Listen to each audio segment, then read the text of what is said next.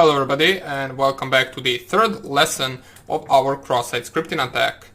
Now the reason why we are covering this much of cross-site scripting is because it is one of the most common attacks and common bugs that are found in an actual website. Therefore, teaching this is actually really essential for website penetration testers in order to actually advance their skill in website penetration testing. Now of course, all of this that we are doing is beginner stuff to intermediate stuff, nothing really too advanced right here because this is a beginner's course, but we still want to get as much as possible out of this type of the attack. So once again, open up your Internet Explorer or Google Chrome or whatever search engine you are using, and we want to navigate to a certain lab where we can actually practice our cross-site scripting attacks. So simply just type the same link that I'm typing, so lead time, so leadtime.net,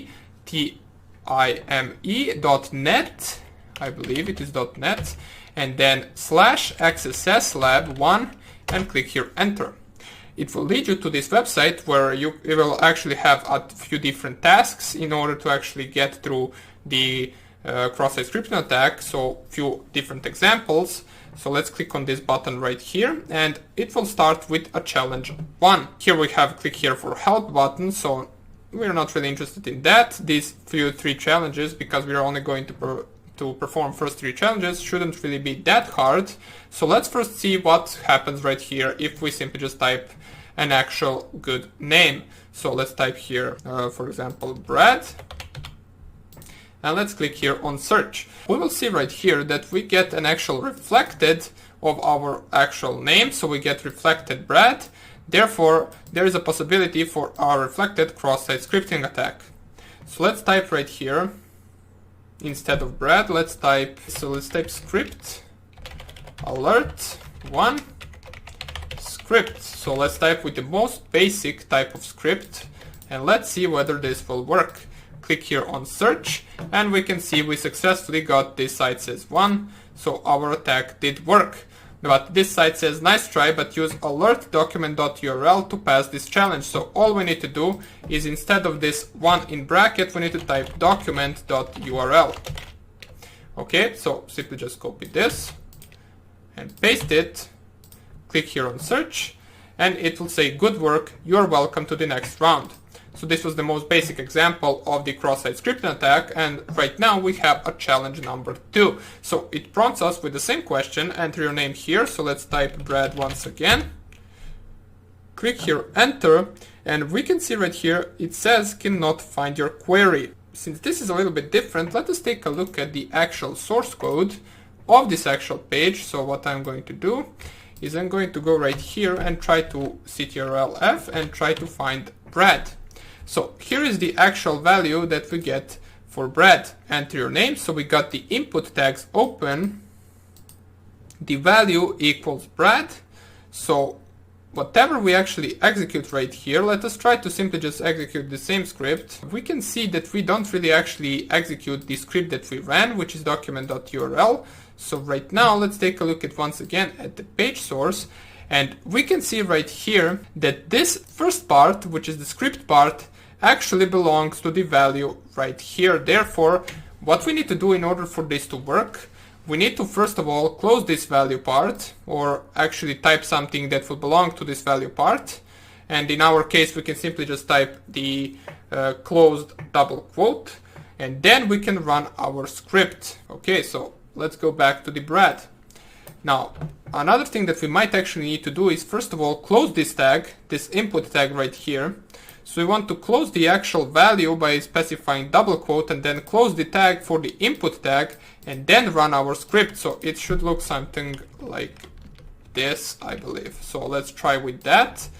We close the double quote for the value part, then we close the actual bracket for the input part, and then we run our script. So let's try it right here. But we can see that we actually are not able to get it reflected right here. So let's try something like this. So we will simply just type svg. And this is just because it is not really reflecting. So we will going to try with this one. we can see that our script now is independent out of these actual other lines, but it is not getting reflected.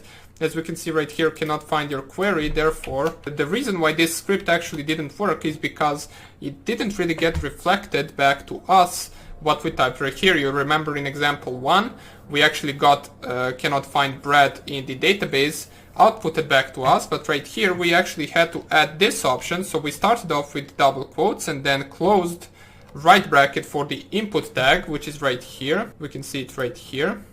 So we simply just closed it, and then we typed another open bracket svg/onload equals, instead of actually typing this script right here, we typed in alert and then document.url, and instead of finishing it with the close tag, we finished it with the actual column and then comma. So basically with dot and comma. So let's see the challenge 3, and that will be the last challenge. Now you can experiment with other challenges if you want to, but I will just write right here what actually helped us execute first 2 challenges. And now let's go on to the third challenge. So let's type bread once again and search for it, and it says cannot find your query. So let's look at the source code. Value equals bread, enter your name. We have to specify svg and then the open script tag and then alert document.url and then close script tag. Now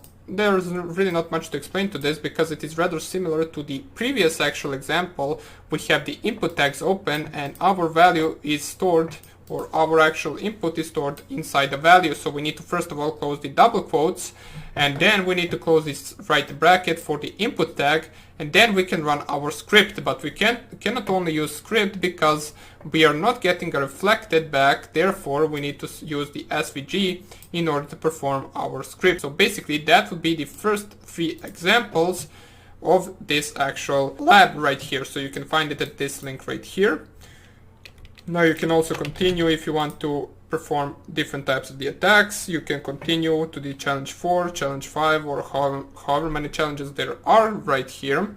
But in the next video, we're going to take a look at a different lab and a little bit of a different type of XSS attack. So that will be the last video to our XSS attack, and then later on in future video, we're going to perform the HTML injection and after it the SQL injection. So hope you enjoyed this tutorial, and I hope I will see you in the next one. Bye!